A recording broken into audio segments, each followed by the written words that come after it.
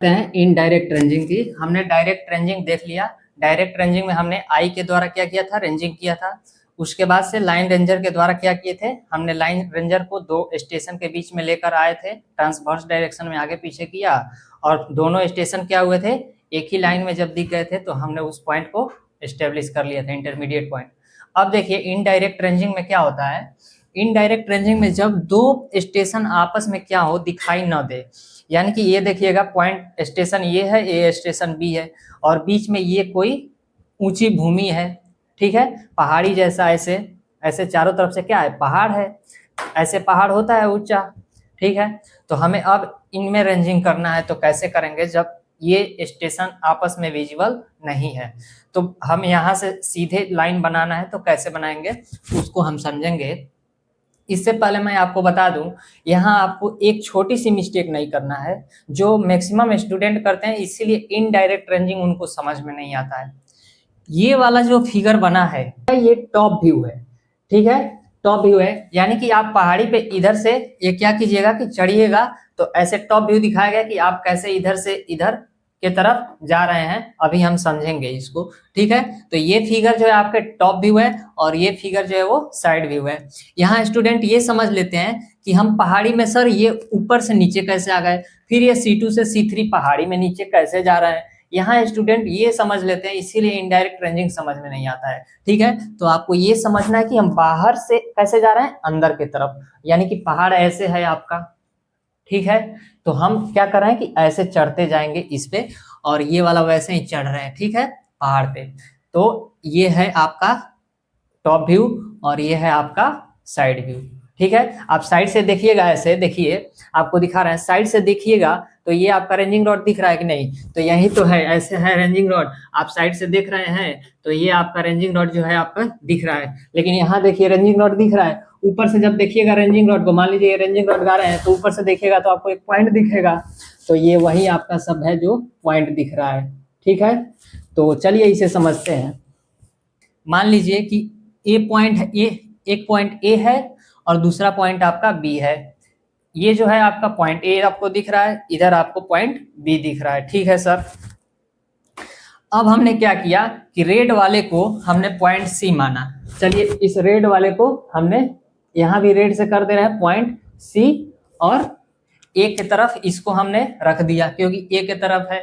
यहाँ अब क्या करेंगे, ये देखिएगा हाई राइज कोई जगह आ गया है, तो हम ऐसे जगह जाएंगे जहां से इस पॉइंट से हमारा सी से क्या दिख रहा हो, बी दिख रहा हो, तो ये सी है, रेड वाला सी है, तो सी से हमको क्या दिख रहा हो, बी दिख रहा हो, और ये आपका हो गया डी पॉइंट, तो डी पॉइंट हम ऐसे जगह जाएंगे जहां से हमें क्या दिख रहा हो, ए दिख रहा हो, तो पहाड़ी ऐसे है, तो इससे आपको ए दिखेगा और सी पॉइंट से आपको बी दिखेगा, ठीक है सर, यहां तक समझ में आ गया। अब देखिएगा क्या करते हैं, अब ये मान लीजिए कि सी पॉइंट है, और ये डी, ये C1 हमने ले लिया, कौन सा C1 है, ये रेड वाला C1 है पॉइंट, और ये हो गया आपका ब्लैक वाला D1।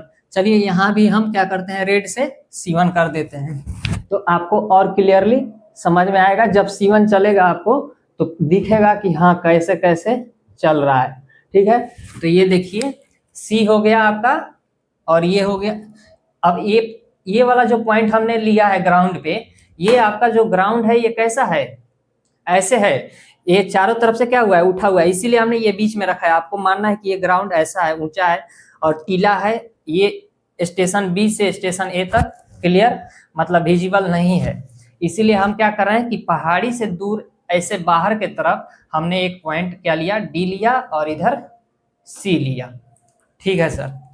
अब इसके बाद देखिए क्या कर रहा है कि D1 जो है वो C1 को कहाँ कहेगा आने के लिए, देखिएगा ये कहेगा कि मेरे सीध में आओ, इस पॉइंट से ए पॉइंट से डी दिख रहा है और सी को बी दिख रहा है, देखिएगा सी को क्या दिख रहा है, बी, और डी को, D1 को ए और C1 को बी, ठीक है सर।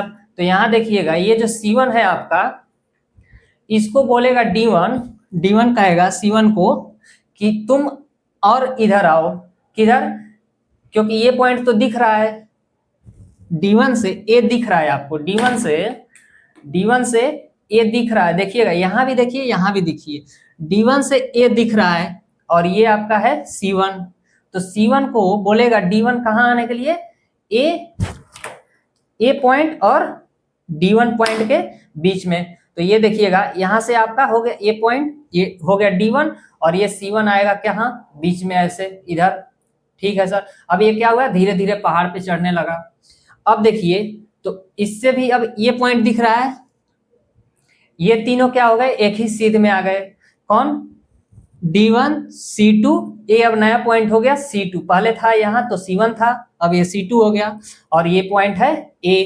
अब देखिएगा C2 बोलेगा D1 को C2 बोलेगा कि तुम जो है अब रेंजिंग रॉड लेकर कहाँ आओ, D2 पे आओ।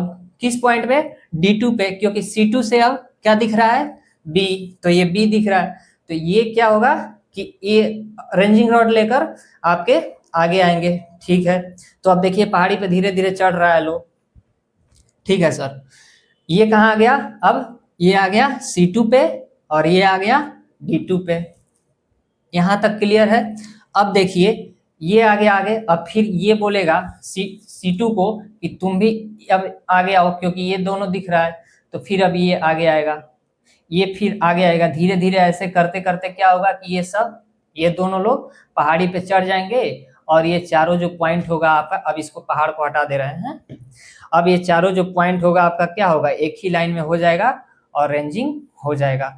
तो आपको दिख रहा होगा कि अब ये चारों जो हैं वो एक सीध में हो चुके हैं। ठीक है।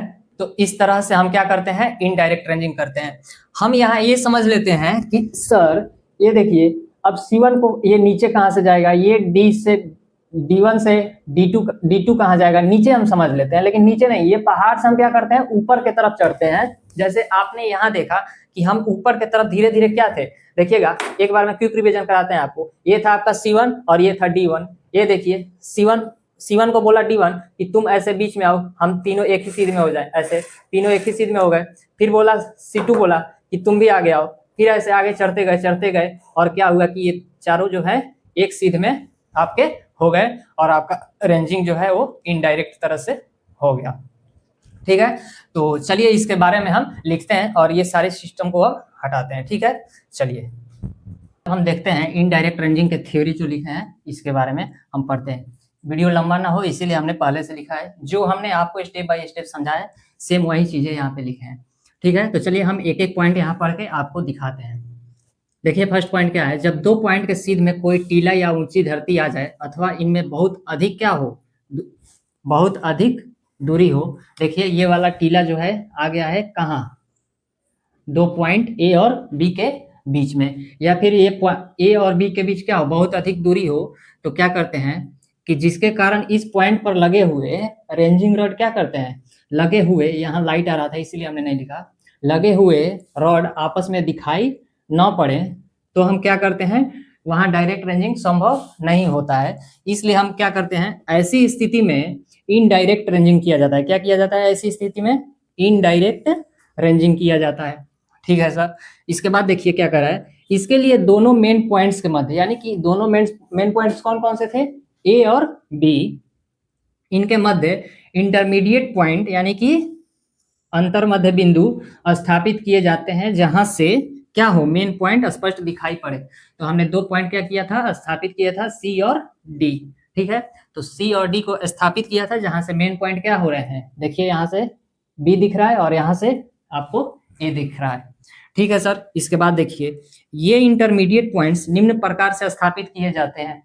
ये जो पॉइंट हमने स्थापित किया है, एस्टेब्लिश किया है इंटरमीडिएट पॉइंट, इसके तरीके हैं स्थापित करने के, एस्टेब्लिश करने के, जो हमने आपको अभी बताया है। तो वही हम देख रहे हैं कैसे स्थापित करते हैं, एस्टेब्लिश करते हैं। तो देखिएगा इस कार्य में 4 व्यक्तियों की क्या होती है, आवश्यकता पड़ती है। सर्वेयर के अतिरिक्त 3 हेल्पर की, कौन, सर्वेयर के अतिरिक्त हमें 3 हेल्पर की रिक्वायरमेंट होती है। माना ए तथा बी दो ऐसे पॉइंट्स हैं, ए तथा बी दो ऐसे पॉइंट्स हैं, दो ऐसे पॉइंट्स हैं जो बीच में ऊंची भूमि आ जाने से, जो बीच में ऊंची भूमि आ जाने से दिखाई नहीं पड़ते और उनकी सीध में अन्य पॉइंट सी तथा डी, डी क्या करना है, ज्ञात करना है।